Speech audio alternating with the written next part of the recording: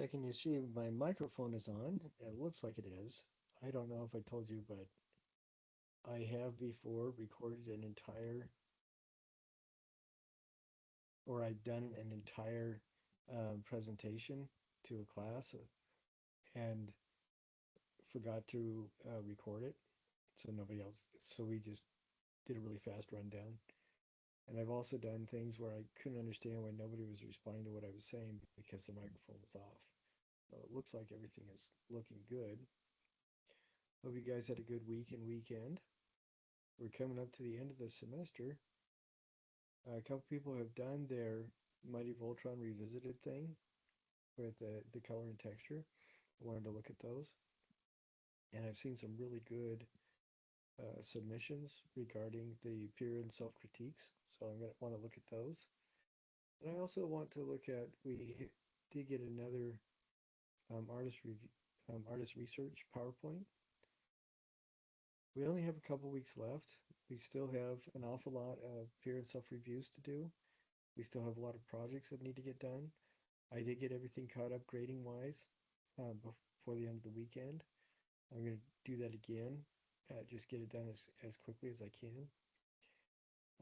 Several people also asked me about the photo lab, and I don't have any photos right now because I wasn't able to get up to campus to take them.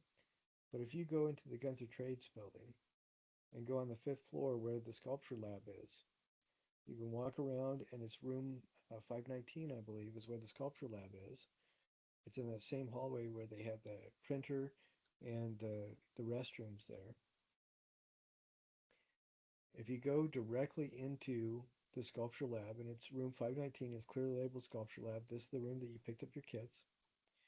Step into that door, immediately turn right, and you'll see down at the end of that, there's about a 25-foot wall there, and there it looks like a closet door.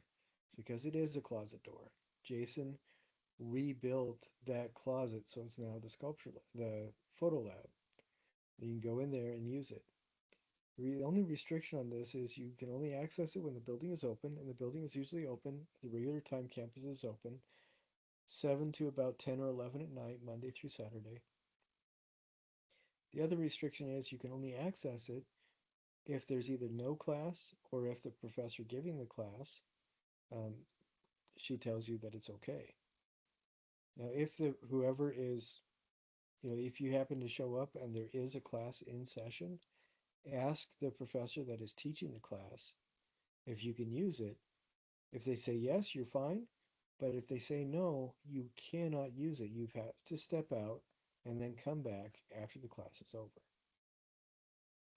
The people that actually are registered using the class have first dibs, just like with every class you take at UVU. So don't get upset or anything. Just say okay, and then step out and come back in half an hour whenever that class is over. Not a big deal. So I hope that's clear for everybody. But again, if you go to the area where the 3D um, sculpture lab is, I believe it's room 519. It's where you got your kits that you picked up. Go in there. If nobody's teaching or if they grant you permission, you can use the sculpture lab, which again is as you're in the doorway facing the room, along the end, your right hand wall there, at the end of it is a closet door, and that closet door is where the photo lab is. So a couple of people, several people actually asked me about that. I those of you who asked me about that, please let me know. Or one of the people already did. Please let me know if you can find it and everything's okay. But again, just like with everything else, the people that have actually registered to use the class always have first priority. And if a class is in session and the professor grants you permission, then you can use the photo lab. If not, just wait a few minutes till the class is over and then come in and use it while they're switching classes. That's all you got to do. That door should never, ever be locked. If you have any trouble getting in or you have any trouble finding it, shoot me a text and I'll try to guide you right to it.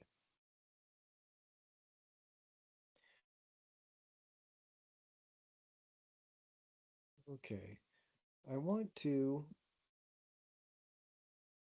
share with you the PowerPoint that was done, and I believe in this class we still have about 8 more PowerPoints to do.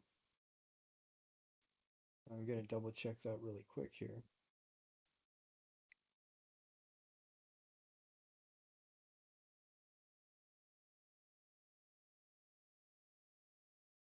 That's assignment 7.C if you are doing the artist research route.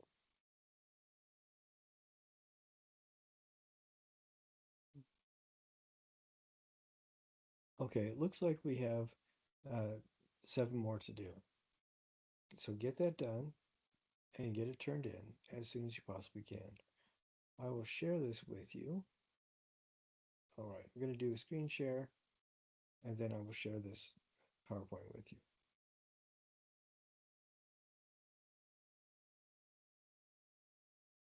I like doing this. I know you can watch it on your own and everything like that, but I have not shared the links directly. You can see the class, um, once you see the class recording, you can get to this and I'll show you how that looks.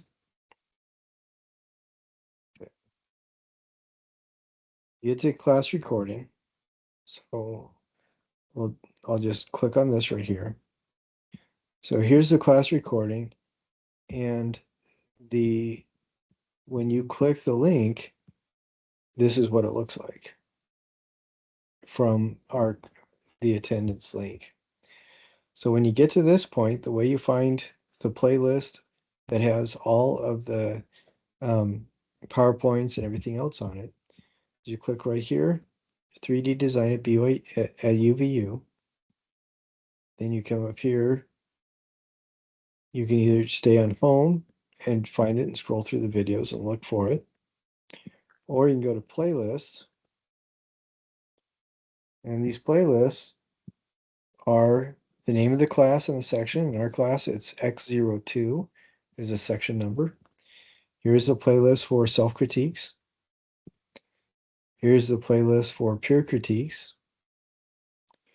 And then here's the playlist for section 2 artist PowerPoints.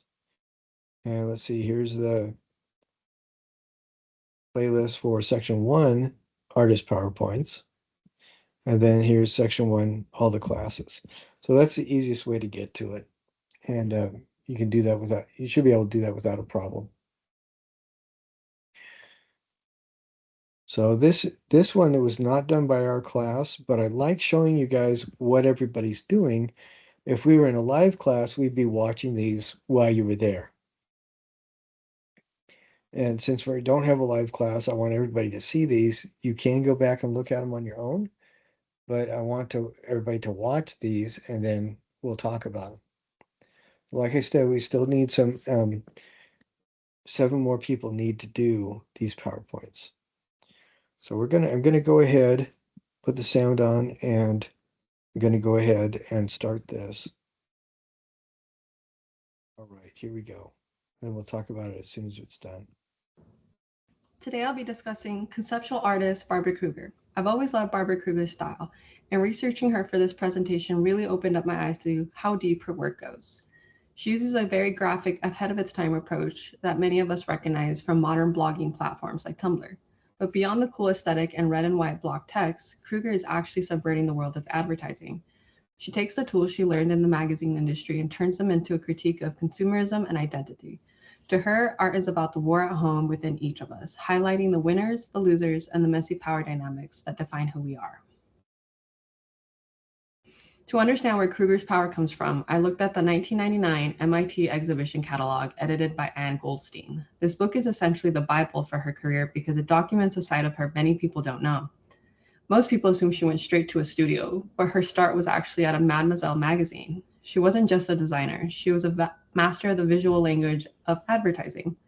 She learned exactly how to grab a reader's attention in the split second it takes to turn a page. Interestingly, she had a fiber art phase in the 70s, making woven wall hangings. She eventually found those pretty objects too limited for the social issues she wanted to tackle. By 1981, she combined her design skills with her political interests to create her official breakthrough, the red and white agitprop style we recognize today, using appropriated images to challenge the viewer directly. Now I want to focus on what is arguably her most famous work, Your Body is a Battleground. What makes this piece unique is that it wasn't made for a museum, it was made for the streets. It was originally a protest poster for the 1989 March on Washington. Visually, Kruger uses a solarized effect that split down the middle to represent the deep polarization of reproductive rights. She wanted to show the female body being pulled apart by political forces. You'll notice the woman is looking directly at us. Kruger uses this unyielding gaze to force a confrontation, but it's not just a picture, it's a demand for an answer.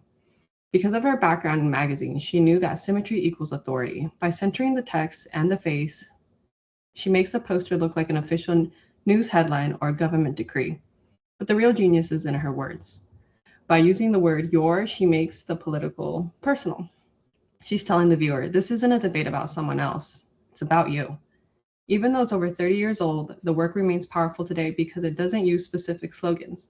It simply states the fact that our bodies have become a site of political struggle. For my next source, I looked at the 2024 MoMA biography of Barbara Kruger. This source is important because it highlights her legacy over the past 4 decades. MoMA focuses on her use of what they call shifters, those pronouns like I, you, and we. They point out that these aren't just random words, they are tools designed to make us question the mainstream media we consume every day. Kruger wants us to stop and think about how those commercials and headlines are actually shaping who we are. I think her philosophy is best summed up in a quote I found in this biography. She says, she tries to make work that joins seductions of wishful thinking with the criticality of knowing better. Basically, she knows we like looking at pretty advertisements, but she wants us to use that seduction to make us look closer and realize the power structures hidden underneath. By taking images from magazines and newspapers, she challenges us to rethink how we assign meaning to things like faith, morality, and authority in our modern world. To get the artist's own perspective, I looked at the 2027 Art 21 interview titled Resisting Reductivism. This is a crucial primary source because Kruger explains exactly why she doesn't take her own photos. She tells Art 21 she's interested in how the media already confronts us. By using found images, the ones we already see in magazines or on screens, she's meeting the viewer on familiar ground. She also talks about her media diet and how she uses those famous pronouns like you and we to implicate the audience. In her view, you can't just stand back and look at her art. By using those words, she pulls you inside her work and makes you a part of the struggle she's depicting. She wants us to break the bubble of our own daily lives and force us to deal with the reality of power and influence. My final source is the most recent, the 2021 LACMA catalog, Thinking of You, I Mean Me, I Mean You. This book is essential because it shows how Kruger has evolved. She's moved way beyond the small posters and frame pictures we saw earlier. Today, she creates what are called room wraps. She covers every inch of the gallery, the floors, the walls, and even the ceilings, in massive digital text. I chose this to prove that her message hasn't aged, it's just scaled up. By looking at her new digital productions, we can see how she is still critiquing consumerism and power, but now she's doing it in a way that matches the overwhelming noise of our digital world. She's gone from a single page in a magazine to taking over entire architectural spaces, proving that in 2026, her visual language is more necessary than ever. To wrap everything up, Barbara Kruger's career shows us that art doesn't have to stay inside a frame or a gallery. We've seen how she took the tricks of the advertising world, the bold fonts, the high contrast crops, and the aggressive shifters like you and I, and turned them into a mirror for society. Whether she was weaving fiber art in the 70s or wrapping entire buildings in text in 2024, her mission has remained the same: to make us know better while we are being seduced by the media around us. As we saw with Your Body is a Battleground, her work isn't just historical, it's a living, breathing part of our current political and social landscape. She reminds us that the war at home is a constant struggle for identity and autonomy. I'll leave you with this thought. The next time you see a bold headline or a viral meme, ask yourself, who is speaking and what they're trying to sell you? Because in Barbara Kruger's world, the most important thing you could do is look back at the image and demand an answer.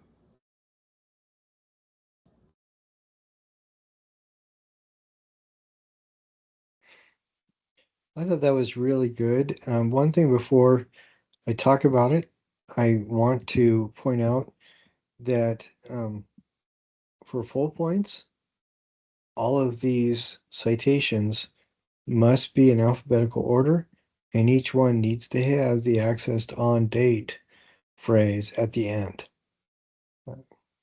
So this is looking really good, but it does need these do need to be alphabetical.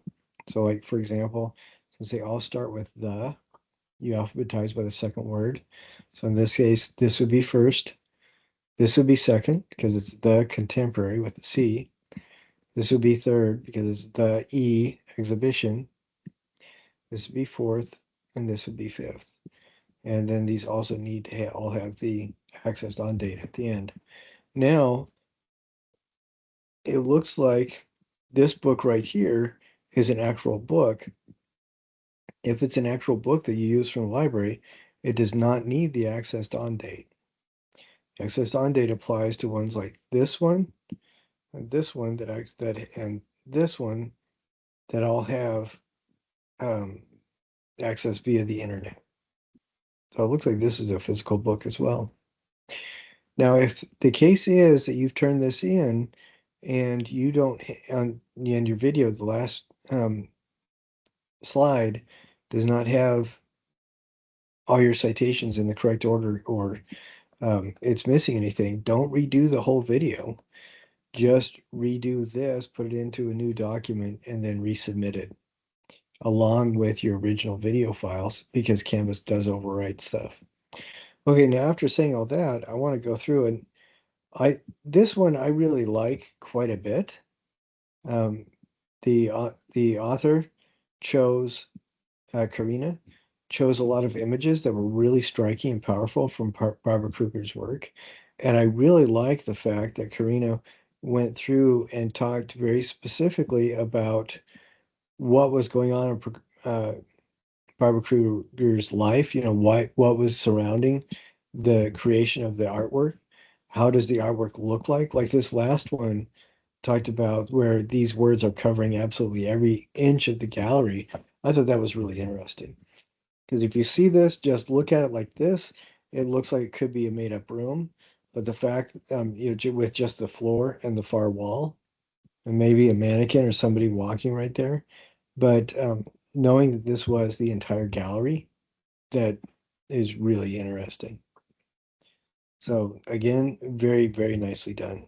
Excellent. If we look at the time period, 6:14, it fits into that 5 minute to 8 minute window. So this was done really well. Good job, Karina. All right, now I'm going to go back and we're going to look at some self and peer critiques in section 1.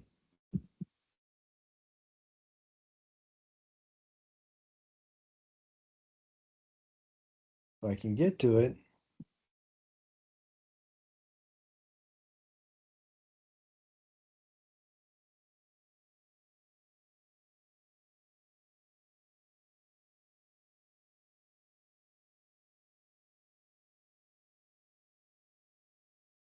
All right, give me just a second here. I'm trying to find where these things are.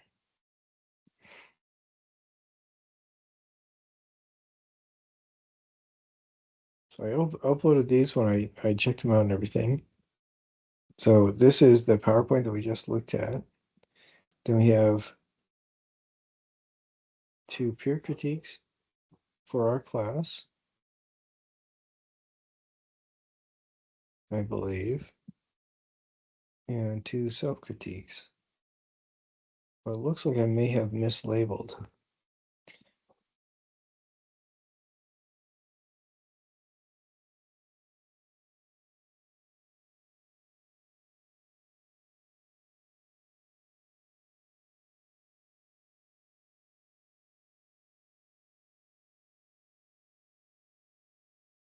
That is a little bit frustrating.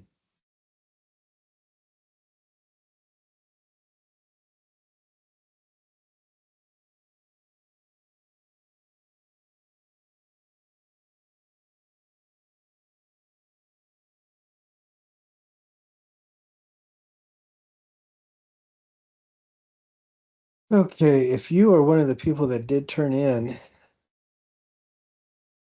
a peer critique this last week, let me know. Okay, no, here we go. Do have one here.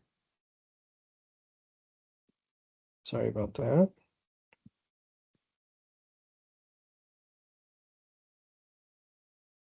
Okay, I'm teeing it up, and then I'm going to get the self-critique that was done and tee that up as well, so we can watch both of them. Okay, so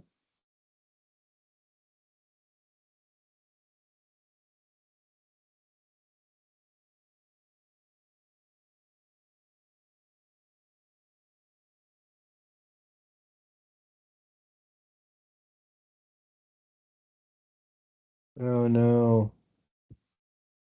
I wonder if you guys can see what I did. I think I uploaded one twice. So, okay, we're just gonna watch it once though.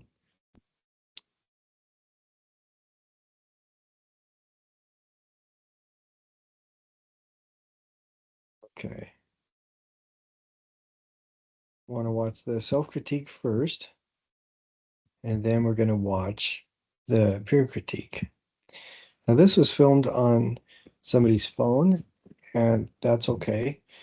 The one thing that I did notice is that it was under 3 minutes. We can't do it under 3 minutes. So for the peer and self-critiques, even though the PowerPoint videos need to be 5 to 8 minutes, the peer and self-critiques only need to be 3 to 5 minutes.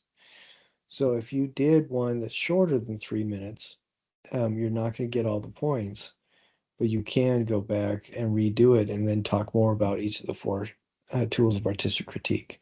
So we're going to go ahead and listen to this, then we'll talk about it in just a sec.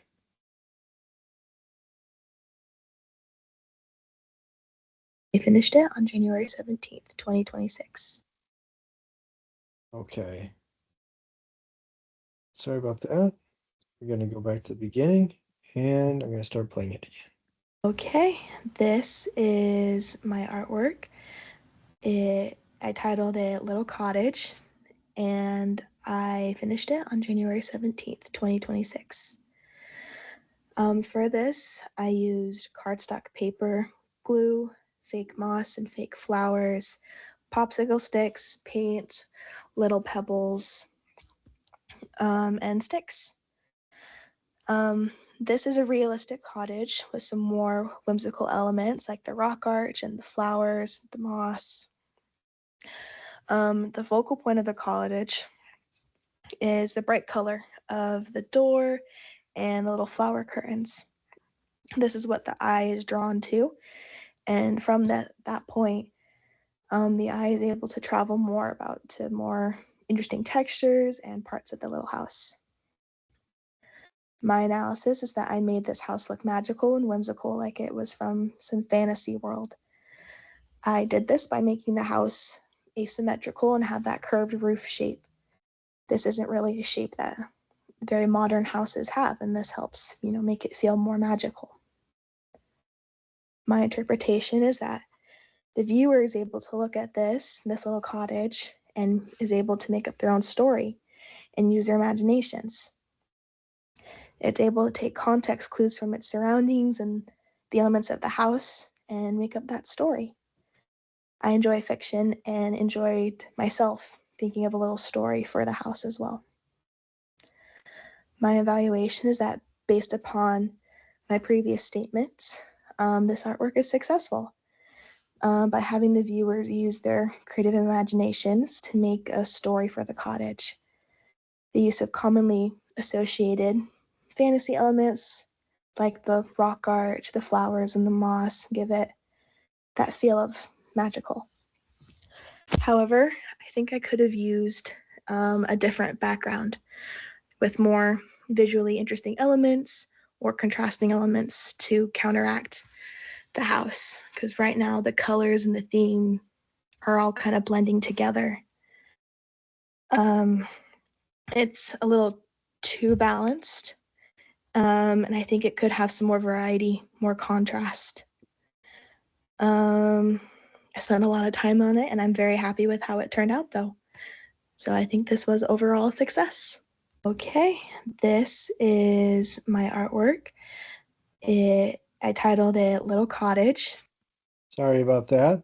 I guess when it's YouTube uploads it as a short, it repeats itself automatically. Okay, some of the things that this person did that were really good is it is a good image that is a good portrayal of the object, which is always important. They're very straightforward talking about the different portions of it. And even though the tools were not in the order that we've been talking about, all the tools are present. I do like how uh, they related it to fantasy elements and then also talked about what they intended when they did it. And that's not too bad. I do want people to try to stay away from personalizing their own work, but I realize that that is really difficult to completely separate yourself from the work that you're seeing. So, but I thought that she did try and she did do pretty good on that. It is half a minute short, so I can't get full points because of that. And if this person wants to remake this to get it to be above that 3 minute mark, I think that if they added another sentence on each of those tools of artistic critique, that would probably be all they need. The one thing I'm noticing that a couple people have done that I want you to stay away from is what can I do to improve? We're not, that's not something that we are prioritizing in our um, reviews. When you do, or in our critiques for this class, when you do a peer or self critique, I'm not asking you to say what you can do better or what whoever the artist is could do better. I'm not interested in that. I'm just interested in this work itself as it is. When you do look at other people's work, a good default to always keep in mind is that everything you see, the artist did with intention.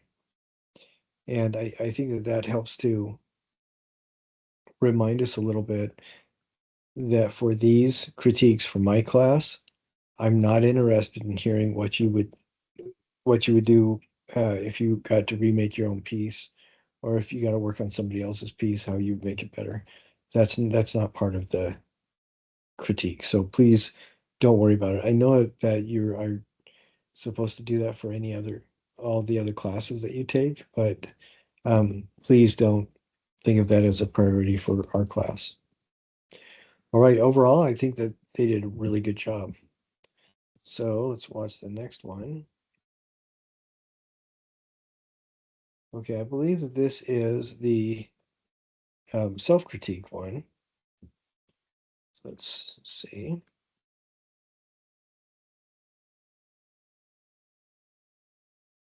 Is called biomorphic abstraction. Sculpture is Okay, here we go. all right. This sculpture is called biomorphic abstraction, and the artist is Robin Hancock. This was done on March 25th. Robin's shape of the sculpture is very visually interesting and non-objective. We can't connect it to anything in real life. We can't really identify what it is or connect it to any organic form. The sculpture's movements flow very well and it feels very connected.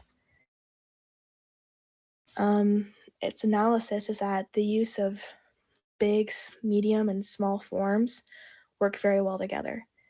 Robin has done a very good job at carving and sanding the foam away to reveal her intended shape for her sculpture. She gave it a very smooth texture too. There are no jagged parts of it. My interpretation of the sculpture is that it feels very calm and flowy since everything is, very smooth. And as mentioned, there are no jagged parts, there are no harsh edges. It's very well balanced and feels very structured. The smallest part of the sculpture is on the bottom, and each segment gets bigger, and they all work together to give that balanced and secure feel. The biggest part, the one on top, is the focal point, and the eye is able to be drawn towards that, but then continue to follow each part of the sculpture to the bottom of it. My evaluation is that I was very drawn to the sculpture. I loved the shape Robin made. I loved how the shapes work together. And as I mentioned before, I think it conveyed a message of calm and balance, because maybe the audience might feel a little anxious at the smallest part of it is at the bottom, and that might feel anxious that it might fall. But she did a wonderful job of making it look very balanced. It's not leaning one way or the other, it's straight up. And so that gives it a feeling of security. And I think she did a very wonderful job. My only critique would be that I think her sculpture would benefit from some more brighter lighting and more direct lighting to really show her form in every part. But she did a very wonderful job. All right. I think this is another really solid critique. Um, Remember that the critique in this class, critique means intentional observation, intentional thinking is what critical means. And so we're not talking about how the person can improve. However, I do agree that presentation matters. And when you are photographing your own thing, get it lit as well as possible. So you put it in the best light you possibly can for the potential viewer. But I really liked how I could tell each of the 4 steps of artistic critique were used. Some things were out of order a little bit, but that's fine. Hey, that doesn't bother me as long as each of the 4 steps are there, and each of the 4 steps were. The only down mark for this one is that it did not last the full 3 minutes. And again, we need these to be 3 minutes long. So I'm going to go ahead and stop sharing.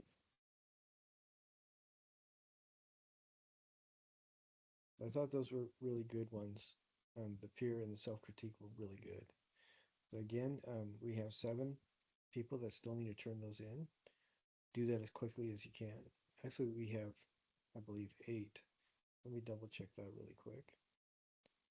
We have 7 people that need to do the artist research PowerPoint presentation. But for the peer and self-critiques,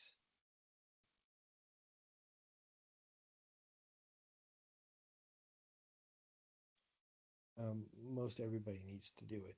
So get this done as rapidly as you can.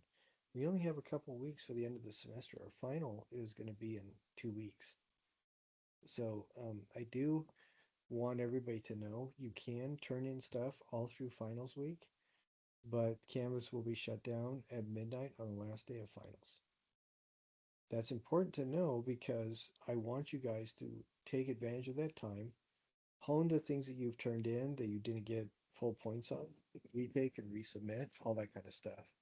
I was, um, there are several quizzes that I graded that need um, that need a couple things just revisited, and you can retake the quiz entirely, or you can put in a note in the assignment comments box and then email me. If you put a note in the comments box, you need to email me so I can see it. And if I haven't regraded your resubmission within a day or so, let me know. Email me or text me. And several people have done that, which I really appreciate. I appreciate being reminded like that.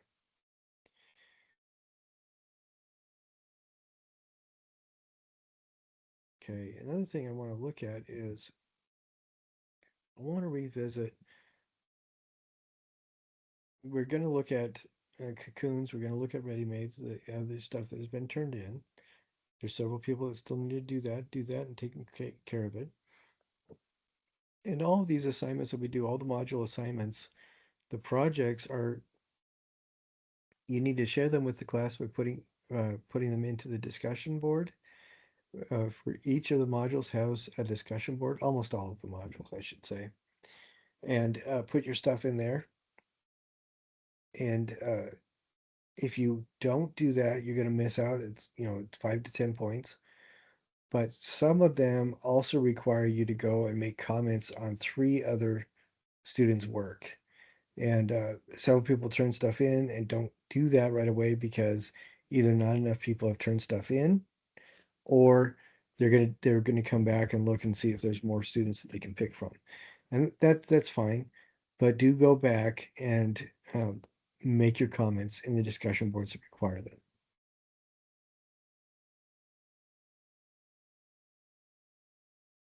So give me just a second here. I'm what I'm doing right now is going through and finding the really good examples of the revisited texture and light sculpture, and I want to talk about those.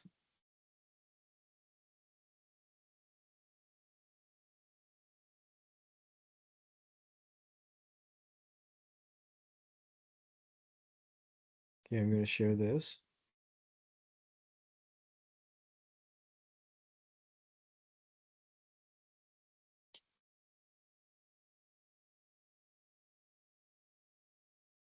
Okay, in this case, they used a number of different textures. They used wire that they recycled from the line project that we did at the beginning of this, towards the beginning of the semester. In this case, they spray painted it blue. You notice that they used some yellow paper right through here, and they also painted this with like a pink gold or something to make it really shiny. And you see some of that going on down here too. The texture is really interesting. Now they only have 3 or 4 textures in this, but I think they did a really good job of making it feel balanced. So I think that this turned out really well.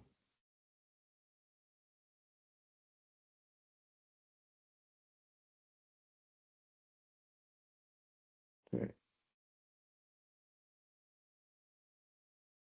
And now what I'm doing is I'm just going to find the next full points sculpture. Because last time I showed you good and bad examples both. None of the rare. It's rare that the examples were bad, but there were several examples that were just not quite where we want to be. So I'm pulling up another one really quick here. I say really quick, and it's not really super quick at all. Okay, here we go. This is another really good example. We have a physical texture here. We have some physical texture here, physical texture here, physical texture attached to it. And then with the painting itself, we have a lot of visual texture with the different colors. I think this is really nicely done. It looks like they were inspired. I don't know if they use their structure and skin or their three-dimensional line drawing wire. My suspicion is that they probably maybe they use something else, but I really like how they've done that. The wire itself becomes a different aspect, an additional aspect to the sculpture that is akin to giving it more texture and doing other things to it. You can see where it's attached and it echoes. But I think this is a really good example, and a couple of those reasons are creative use of texture, with enough of it that looks intentional. And I know that some people have in the past put on 5 beads to call it a bead texture, and that never works. A much better thing to do is to put on 25 or 50 beads. And so what this person did with the paint is they started something with the patchwork paint, and then they carried it through the entire sculpture. And I like that kind of a thing. I also like the fact that you can see the sculpture and tell that it's there. That's also a very important element of this process, making sure that we um, see our carving on, at some level.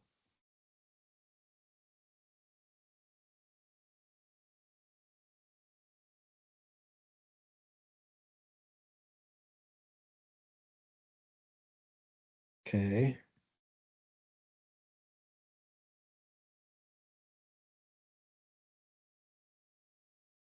Here's another excellent example where we talked about, they didn't just put a couple beads on, they actually put several beads on, several over here, and it's spaced out enough that it looks intentional. It's not like exactly every 3 inches. There's a couple that are bunched together.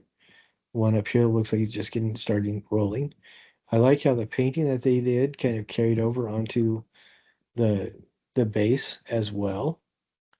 And I like how a lot of the texture looks like it kind of fell off and grew on the base of this. The string, I think if they wanted to change anything, they could add more string. That might be really interesting, but I kind of like how it is. Well, I like how it is right now. And you can see the carving, what they did. They aren't trying to, it doesn't feel like they're trying to hide it.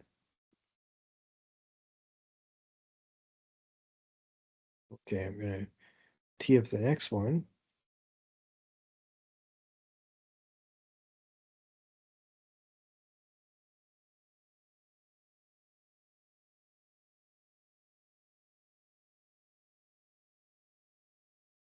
And somebody who listened to watch the video for last week said polka dots make me uncomfortable.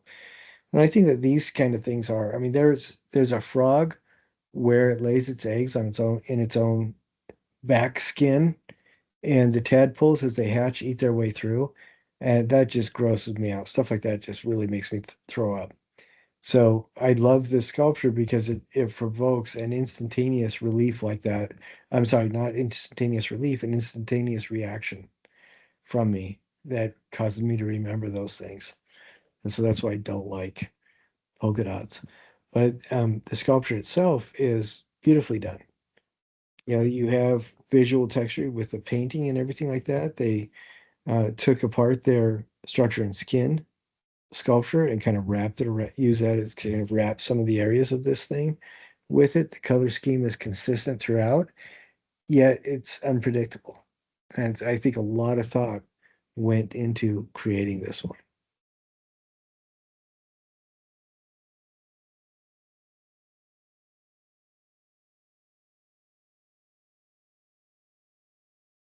I really don't want to show anybody the bad ones again or the less than ideal ones again.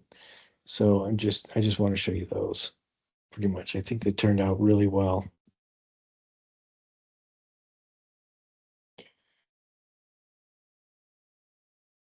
One that I did not show you last week,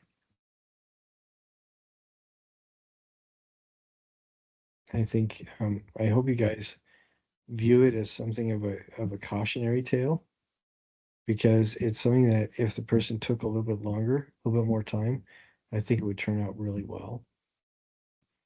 So I'm going to share this with you really quick. So this sculpture right here, it looks vaguely mustardy, and the carving itself is pretty interesting, but I think this would benefit quite a bit. Well, and I love how the texture on this, I think that's really fascinating. But a couple things that I want you to think about is that this would benefit quite a bit being mounted on this corner. So the mounting itself is kind of dynamic. Then also, even though this is an interesting texture, we talked about at least 3 different textures and talked about putting a visual texture on it with the painting. Use the stuff you learned from the texture and color cubes. Now, in this case, the person used a yellow spray paint on the texture cube, but we want these to be fascinating and amazing. So this is an example that's not, it's a beautiful shape, but this would look so much better if they just added to it like we've been talking about. Also, the photography is not the best. It doesn't show this object in its best light. You can still see the foam that was used for the base in your kits. What I'm liking that you guys are doing is taking paper and wrapping the foam, doing different things like that for the base, or painting it, or there's a lot of different things that people have done. And I think that makes it look really good, makes it look finished. Something like this where you still see the raw foam and the printing, not so much.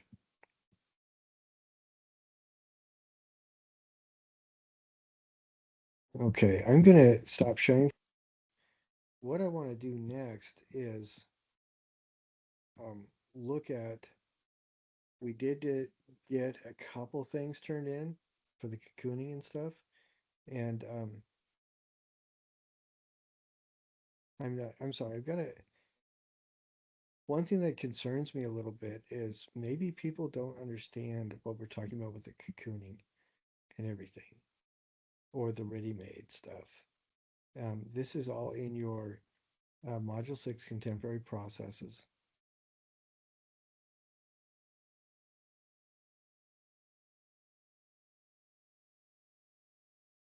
I'm going to share my screen again.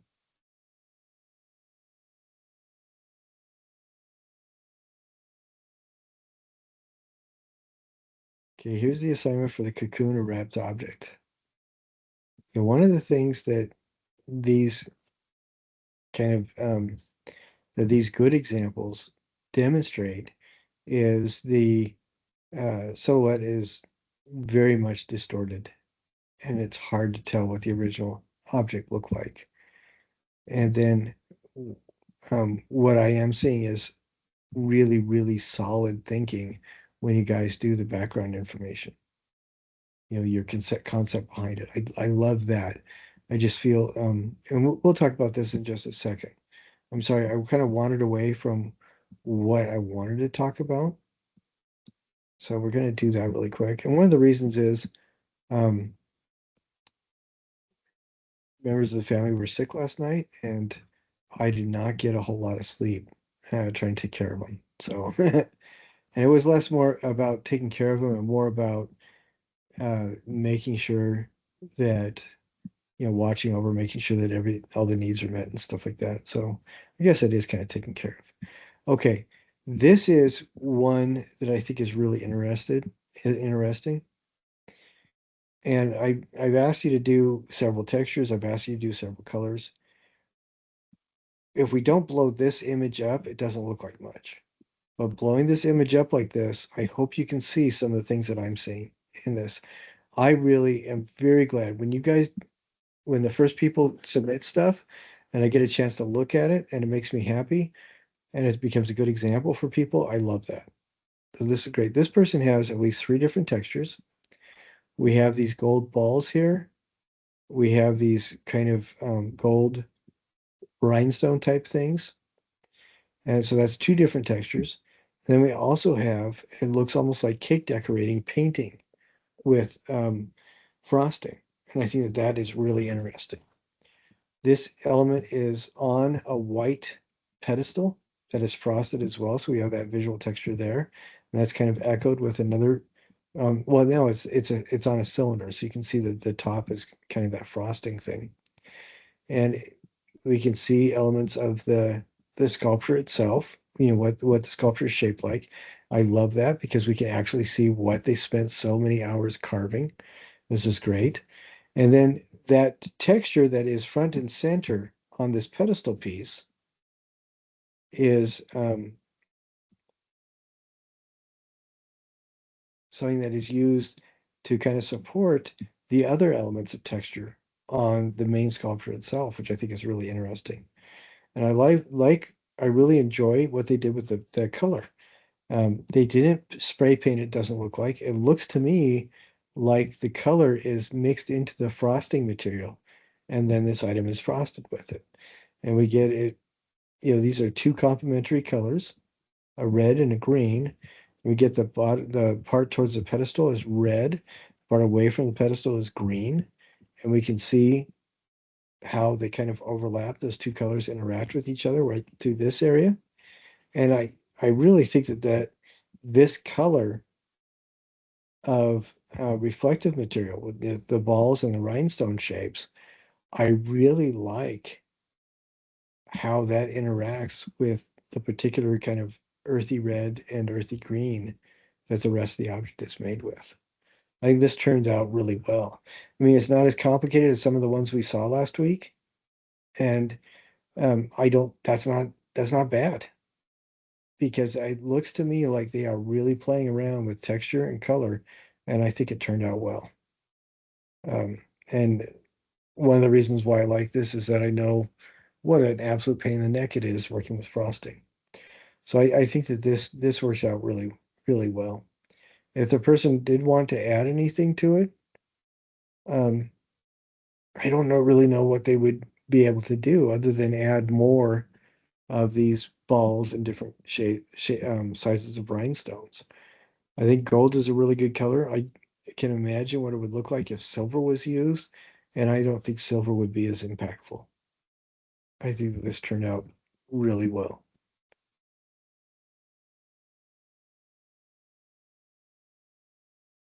So I am okay.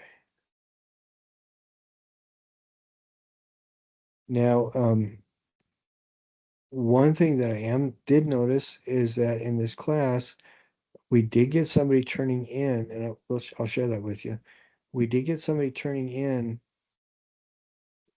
the write-up for the cocooned object, but not the object itself. That did not show up in the proper assignment outline. And I think what this says to me is I need to set the cocoon thing up in the same way as I have the ready-made. So you submit both an image of the cocoon and or wrapped object plus the write-up at the same time. So here we have the write-up itself, but I don't see the cocoon, the colorful wrapped object associated with this. So I'm going to do a little bit more patrolling around.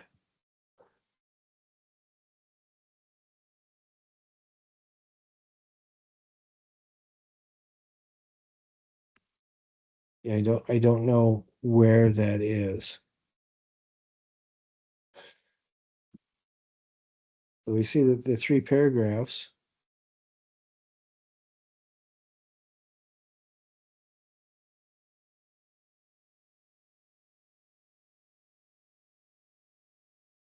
Okay, it looks like people just submitted it in the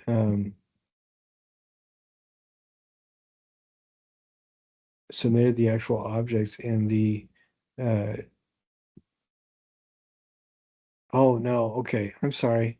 I'm looking at the totally wrong thing.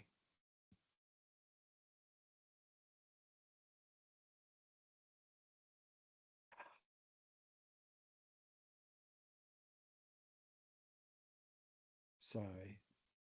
Okay, you know what? I was looking at last year submissions, and that's why I was so upset that nobody turned anything in. You guys had turned stuff in, I just didn't see it.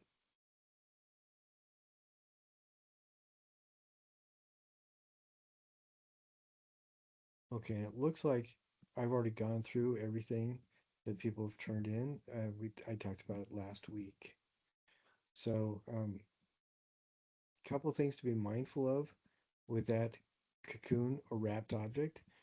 Look particularly at Judith Scott and Jean-Claude and Christo. See what they did and what their stuff looks like, how they talk about it. And the biggest difference again between the ready-made and the wrapped object is that the ready-made, the artwork is you're taking basically a fashion photo of an object, and all the art is in the recontextualization through what you write and how you photograph it. With the cocoon, colorful cocoon or wrapped object, all the art you are presenting an object that has specific meaning to you. So the object itself must look finished. And I so one focuses on the context and one focuses on the object itself.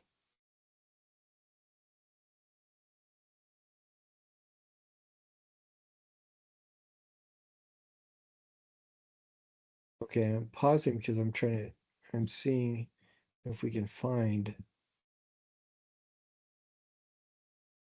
the actual objects. And I want to just look really quickly at what people have turned in.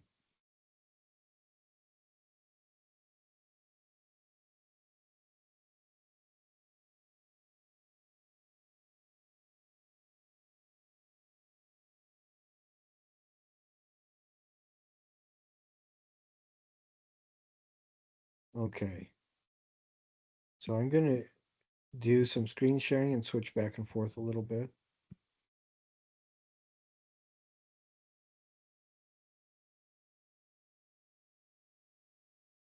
Okay, so this is one, and the original submission that this student did looked to me like a net bag filled with marbles, and they were saying that the net bag was the wrapping. I like this one. This one seems to really do the job because the cocoon, the wrapping is the sweater. This is like the John Claude and Crystal, and they have some other elements that are added to it, like this, Christmassy type festive paper. But the wrapping is looks like it's a sweater that's been cut up and repurposed, and the thing holding it together is this kind of plastic, this kind of woven tying of plastic. And I think that that turn is much more successful than the other one. So that I think that turned out pretty well.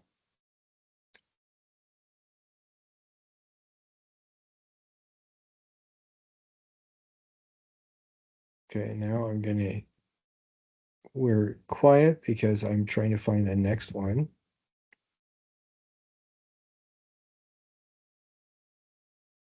Okay, this is one that we did look at last time. And I think it turned out well again. If you look at it close, you can see what's going on. You can tell what it is. But I think with the wrapping and plastic wrap, I think that they did pretty good. Um, I don't know if I mentioned last week, but my only real concern about this is it's photographed on a wood floor, and I do find that a little bit distracting. This will look much better photographed on it in front of an infinity screen, like the other objects that we photographed.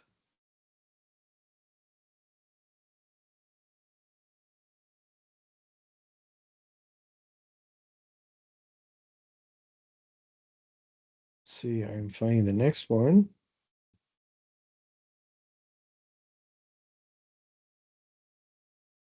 Okay, this is one that we did look at before, where it starts becoming a little bit difficult to kind of tell what it is. It's a group of shoes that are tied together. If this is what it is, this person needs to completely wrap this with yarn or rope or something like that, so we can't tell that these are shoes. That was one of the main conditions of this, that the silhouette of the object must be fundamentally changed. And then they could put because the extension cord is important to it, then the last layer, so to speak, after you finish wrapping it with stuff so you can hardly say that there's any shoes in it, the last element would be adding the power cord.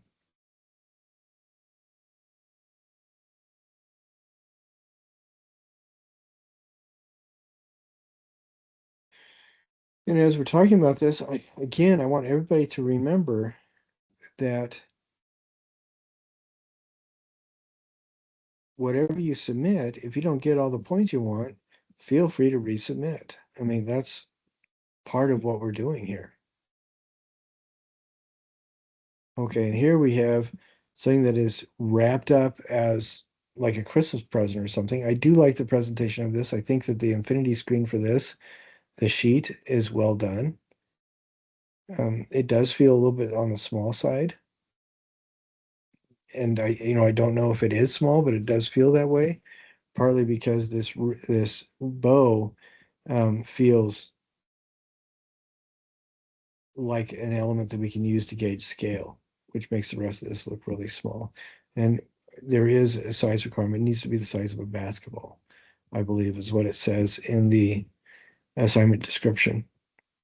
Please double check that and make sure. But I think that this does a pretty good job. I mean, it does an excellent job of obscuring whatever's in it.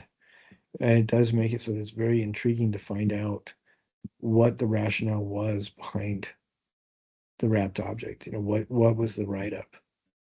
I think that's kind of a fun one.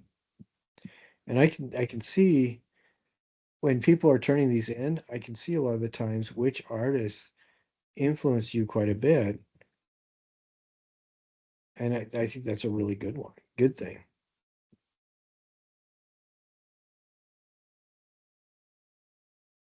Okay.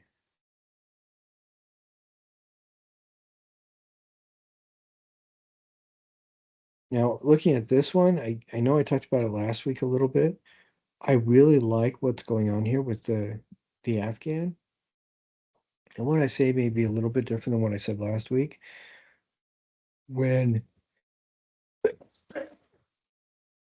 when Jean Claude and Christo wrap things like this, they wrap the entire thing, not just the cushion or the backrest.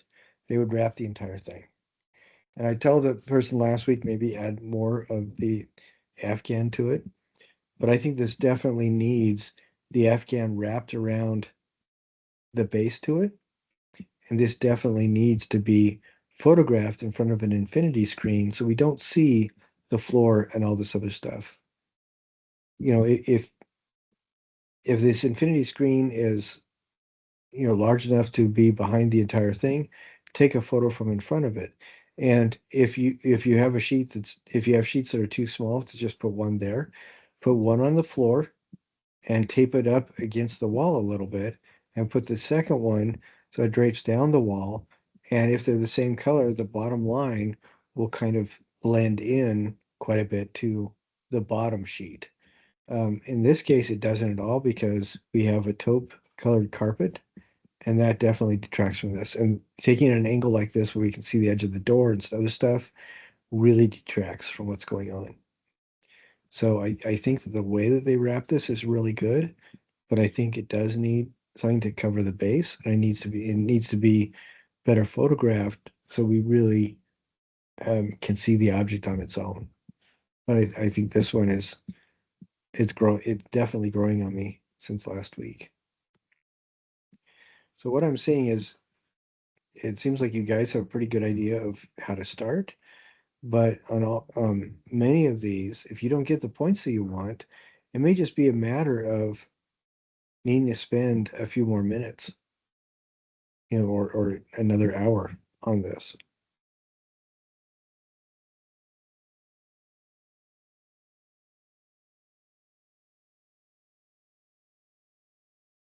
Okay, and I think what I said about this one last week is it just looks like a pile and it's not very well photographed. Get a full white sheet or take this up to campus to photograph it. Um, but having a white hanky behind it or whatever this is does not command the kind of respect you need your viewers to feel towards your work. And having this where it just looks draped, I did talk about this specifically when we first started talking about this assignment. That is not successful, and it doesn't look like it's intentionally wrapped or cocooned. So I would recommend if this is what you need to put around it, because that's what your concept is, that's fine. But get some heavy duty twine or rope or yarn and wrap the whole thing, tie it up together so that it feels like a cohesive whole, that it's holding together. And then rephotograph this in front of a white sheet that hides the carpet and the couch behind it and everything.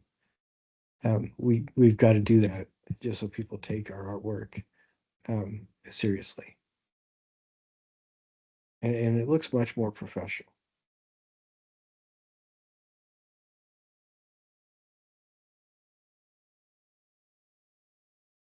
Okay, that walks us through all the cocooning that was turned in. Um, make sure that you get the remaining assignments done as rapidly as possible. Get that stuff turned into me as quickly as you can. If you miss any points, work on what I say what it is that needs to be done and resubmit. Um, there were a number of different things this last week that people worked on and resubmitted that just they did a really great job. So be mindful of that. And I believe the last day of finals, I want to say is April 26th. I'm not entirely sure, but Canvas will be open until midnight on the last day of finals, and you can keep submitting and resubmitting up until that point in time. If you do need more time, you know, another couple days or another weekend or something, let me know as soon as you can, and I'll see what I can do. I'll do whatever I can within my limited scope of powers to get that done. SRIs are open for everybody now, so check those out so you can redo it. But if you have any questions, or if you see me making a comment and you don't think it was deserved, or you had already done what I said you needed to, email me and let me know. Again, comments made directly on, excuse me, comments made directly on to the discussion, I don't really see. But if you email me directly, then I can respond to it. Now, I am sorry, this is a little bit shorter than normal. I did not get any sleep last night, so I'm feeling kind of weird. Um, if you guys have any questions or anything like that, talk to me, contact me, and I'll take care of it. Like I said, several people have reached out and said, where are the where's the photography lab? And I think we talked about that. Room 519 in the concert building. It is open usually between 7 and 11, Monday through Saturday. The building itself is. The sculpture lab, you get to the photo lab by going to the sculpture lab, which is room 519 in the Gunther building. That's right by where the restrooms and printer is, student use printer. This is the room that you picked up your kits from. You step in the door, look to your right, and down that hallway to your right it's not a hallway, sorry. It's about a 25-foot wall, and I believe there's a counter and cabinets there. At the end of that wall looks like a closet door because it is, but it will have a sign on it that says Photo Lab. If there is no class in session, go ahead and use it. If there is a class in session, you must talk to the professor and get permission from them in order to use the photo lab. If they say no, it's going to disrupt my class, say, smile politely and say, okay, step out to the hallway and wait till the class is over. Or come back when they tell you the class will be done, and then you can take your photo. So again, any questions, let me know. But I'm really excited seeing what people are doing. When I do offer critique, all you've got to do is, or when I do offer critique and suggestions to improve the score, whether that's your quiz or whatever, if you don't agree with it, email me and I'll explain things. But none of this is based on whether or not your work is any good. It is all based on meeting the assignment parameters and expectations of the assignment, as we talk about in these recordings. I've noticed that this last couple of days, a lot of people have turned stuff in. That's great. Again, I will be all caught up in grading in the next day or two, and then I will continue to grade stuff as I see it. So thank you so much for being part of this class, and I look forward to talking to people again next week. So we'll see you then. Be safe, take care of yourself, and stay healthy.